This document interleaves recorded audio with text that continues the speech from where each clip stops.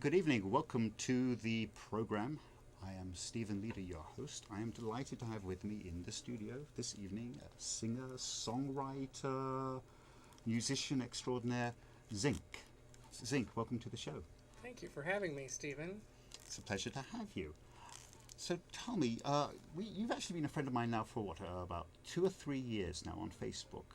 And I remember the first thing you said was that you wanted to be on this show. Why? Well, you had some interesting guests on, and many of the people that I know on Facebook have mentioned you in the past. And it was that community connection. Plus, also, I took some classes at BAVAC back when I was getting my bachelor's degree at the San Francisco Art Institute. So I was pretty familiar with BAVAC as well. And you're also here because you come out with a new CD, haven't you? Tell me more about that. Well, it's a 13 tracks. I'm the singer, the songwriter, the lyricist, the instrumentalist, and the recording engineer. I met Dave Stewart a number of years ago and had an opportunity to talk to him about how he had recorded the Sweet Dreams album on an 8-track in a warehouse. And they did things such as taking pieces of wood and hitting them against the floor and jump ropes and things to create drum sounds, and how unbelievably gorgeous that recording is and how primitive the recording conditions were. This is Sweet Dreams, the classic Eurythmics song, right? Oh, the whole album, yes. And so tell me, you're saying it's very primitive, because to me it sounds very sophisticated, all the layering and the music that how the whole thing is structured. I never would have thought they were banging planks on the wall to create the floor to create drum sounds. But tell me more about that. Well, Dave Stewart was really influenced by the Beatles, and they did a lot of amazing things because they recorded a lot of their recordings on 4 tracks. And he thought, wow, if they can do that on 4 tracks, imagine what I can do on 8. And these days, you can use 24 to 32 tracks just recording to a computer, which is what I do now. They had to record a certain number of tracks and bounce them down to make room for more tracks. And they had to get it right because they couldn't. Once you bounced it down, it was set in stone. Can't bounce it back up again. No, you can't bounce it back up again. Yeah, it doesn't work. Okay, I'm going to play. Whoops! I'm going to play some of your music right now.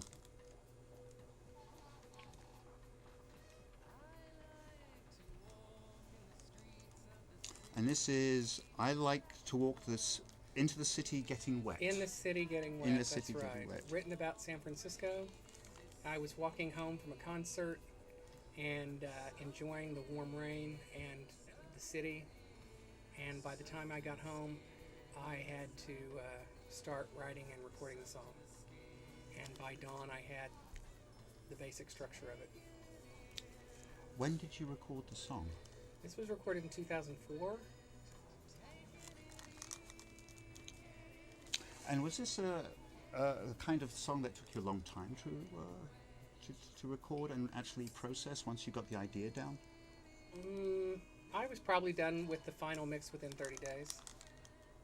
I had to let it sort of simmer to figure out, what I wanted it to sound like as I got into it. The original idea, like I said, was done by the next morning.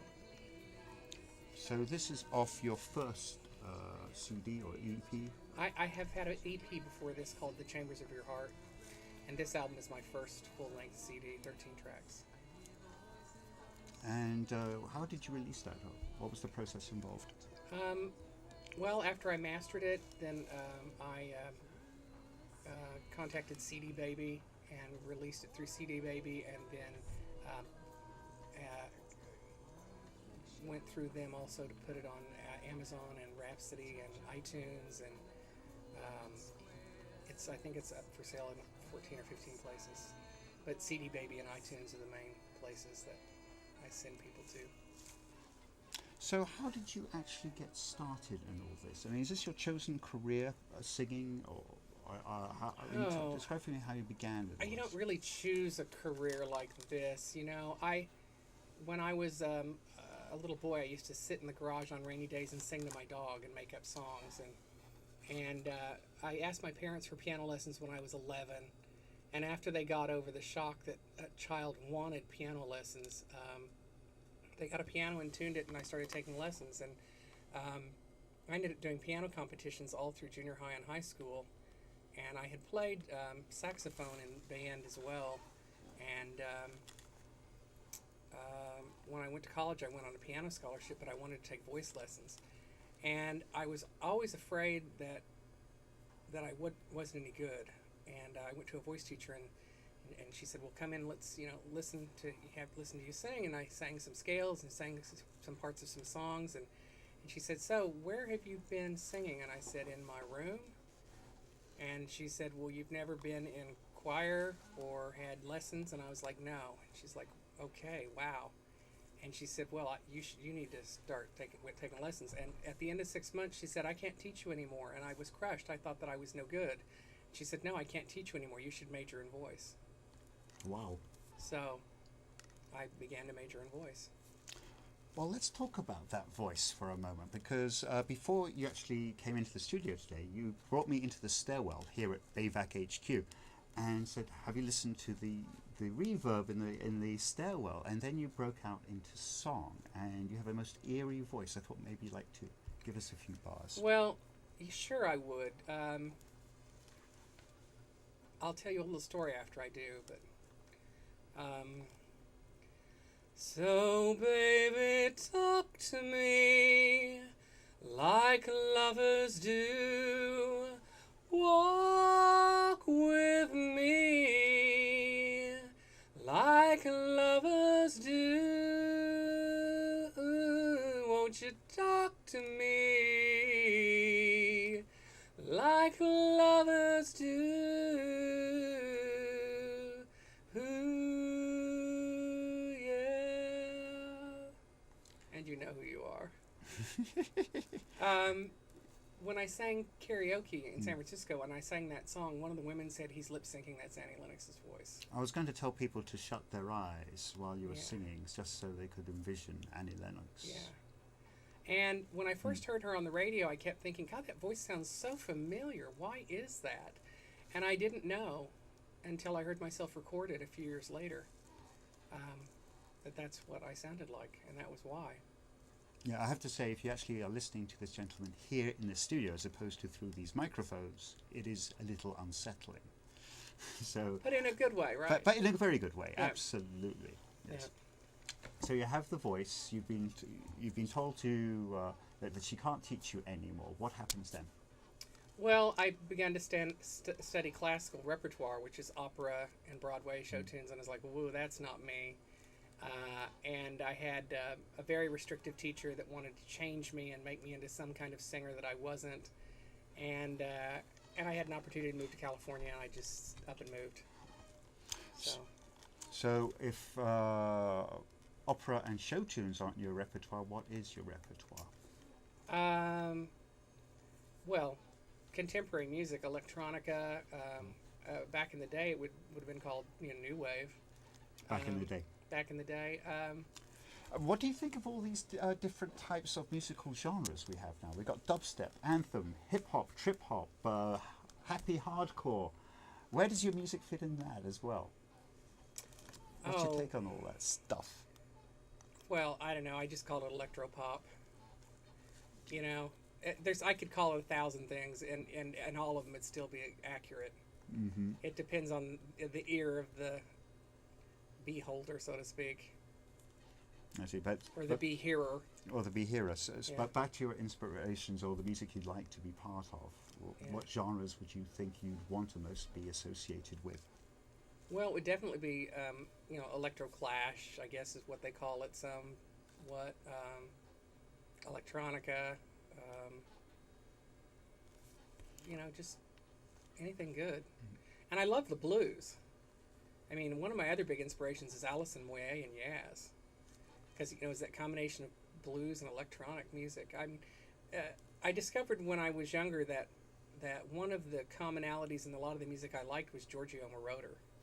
I love Giorgio Moroder too, actually. And I just loved it. I loved also Stevie Wonder, and Stevie Wonder was one of the Annie Lennox's main inspirations to be a singer, and I didn't know that till later. Um, so that got me interested in synthesizers. Is that the Giorgio Moroder got you interested in synthesizers, would you say? Yeah, 'Cause he has Giorgio such a Moroder, synth beat. and then of course the Eurythmics, and then all that music that came out in the early '80s when synthesizers became affordable. Mm-hmm. You know, so Well, let's bring the story back to you now, because you're saying synthesizers became affordable, and this affected how you how you wrote your music and how you developed your own music, didn't it? well, it made it affordable to actually write and record a full album with up to 24 to 32 tracks of instrumentation, and I could afford to record it myself because studio time is so expensive, and to really develop as an artist, you have to experiment and you have to take time. And a lot of creativity is killed in an expensive recording studio. Yeah, you could say that for many processes here, like with video. If it wasn't for the fact that people can now pretty much have a video recording studio in their own cell phones, it's much harder to get a product, and you have to book video editing time, you have to book studio time. All of this costs time and money, and it's the same with music. So but in music's more of a revolution than it was in video, because you have the MIDI revolution, you have this whole, and you can create entire orchestras in your garage now, which Well, you could create an entire orchestra in your bedroom, which is when I recorded this album in my apartment in San Francisco. and this album being A Change in the Weather. which is your latest one. Yeah, the latest correct. one. Great. How long did that project take you? I wrote it over about a year and a half, just as the muse struck.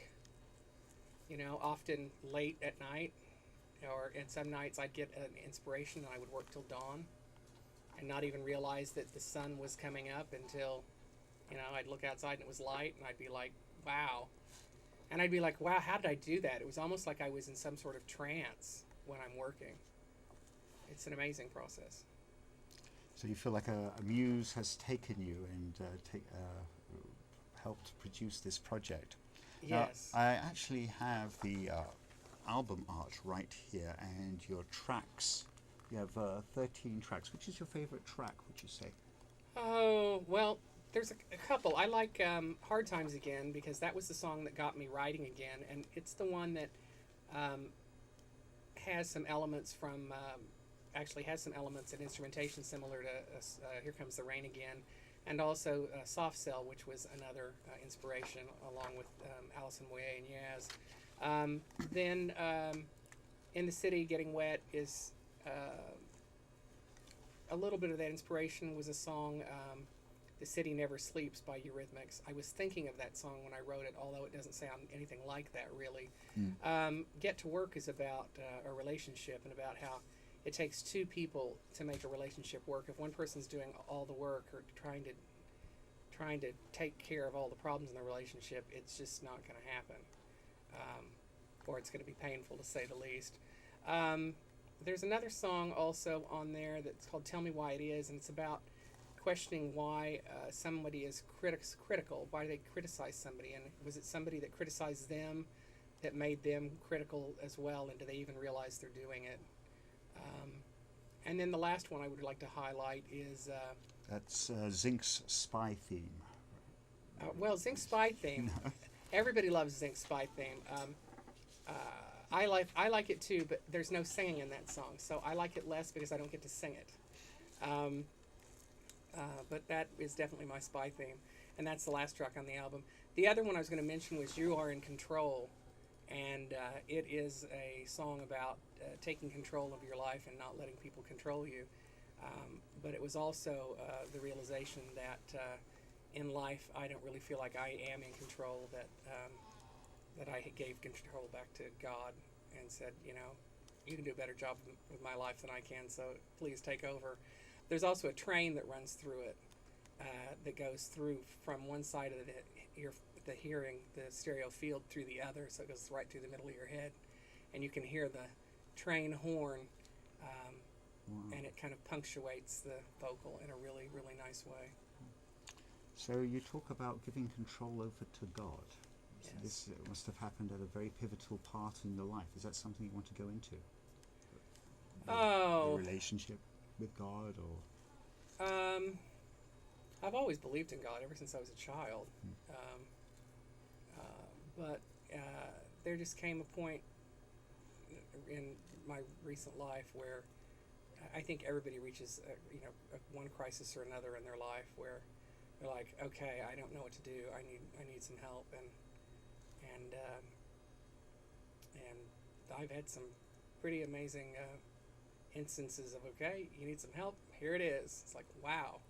Okay, I always knew you answered prayers. At least I thought you did, but never so directly and specifically to where it was obvious. It's like, thank you so much.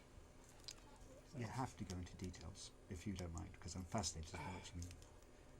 gosh, I wish I could. I can't even think of the exact. There have been several instances in the last couple of years. There is one photograph where there's some clouds, and in the clouds there is a very, very specific face that's made of clouds looking straight down, and it was like the face of God looking down. It was incredible. You actually do. Is photography a hobby of yours? Oh, drawing, painting, photography, video, everything pretty much but sculpture. That's cool. Actually, let's take a look at some of those photographs. So here we are, Mr. Zinc with a camera. I hope, can you see that, Zinc? Yes, I can. Okay. Oops. And this is, whoa, we just flashed by your Blade Runner look, I think. Yeah. Okay, and that's also you? That's me, back in my 20s. That's the way I used to dress when I went out at the clubs in San Francisco. You were, and this is also in your 20s? No, that's in my 30s. Okay. That was creating an alter ego that I called Mark. Okay, well, actually, tell me more about Mark, please. I had a relationship where somebody was always running around and going out drinking and not coming home until late and enjoying San Francisco a little too much. And I said, God, how come you're staying out so late and stuff? And he says, well, maybe I'm just getting bored. It's like, oh, bored? Okay, I'll show you bored. So I changed my entire look and colored my hair and called them up and said, meet me out at the bar. And they said, well, which one? And I mentioned 5 or 6. And they said, which one are you going to be in? I said, well, come find me. And they walked right past me. And after they walked past me, they stopped and turned on their heels and looked at me and was like, wow. And they said, what's your name? And I said, Mark. I was like, where are you from, Mark? Seattle. And for several days, I pretended to be my twin brother, Mark, from Seattle, to the extent that people who knew me really thought I was my own twin brother. And I still, to this day, can't believe they didn't know it wasn't me. It was just like, really? I just didn't think I was that different. But they sure did. That is an amazing story. Yeah. What I actually want to do is I want to show some more pictures and also play a little bit of your latest CD, which is Hard Times. Okay, so let's get that rolling and let's head back to those pictures.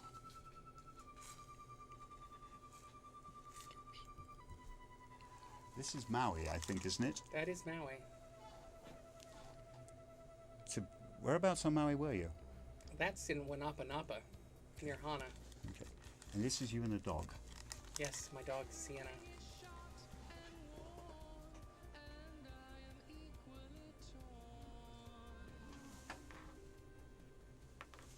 And that's another publicity shot, right? Yes, that was my first publicity shot.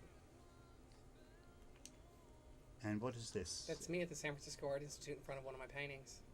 Very interesting painting. Describe the picture. It's a combination of Franz Marc, my favorite painter, and Oklahoma, where I grew up. Very stormy. And when was this painted? 1989. Wow, so you had a lot of hair in 1989. Oh, yeah. I had a lot of hair for a long time. Mm. And there you are again in the, what? Late 30s. Late 30s, Yeah. which place? Probably almost 40. Now, there's high school.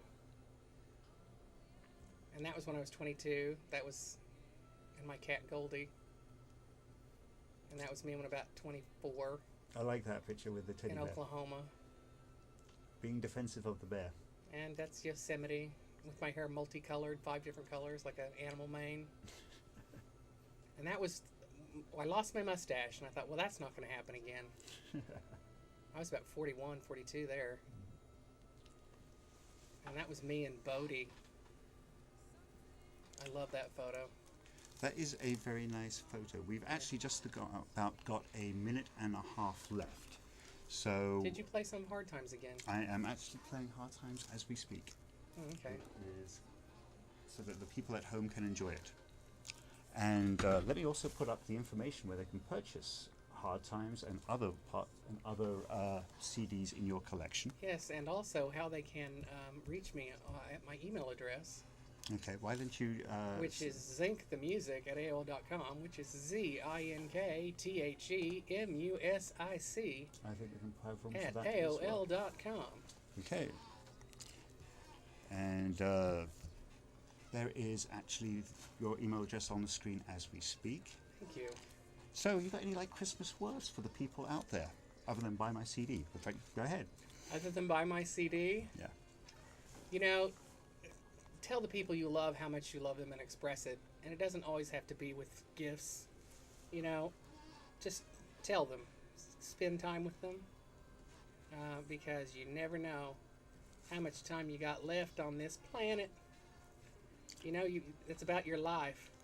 It is about your life. And I also want to tell people, if you want to find other issues of the program on YouTube, search for #TPWSL in the search box on YouTube, and you can find past issues of this show.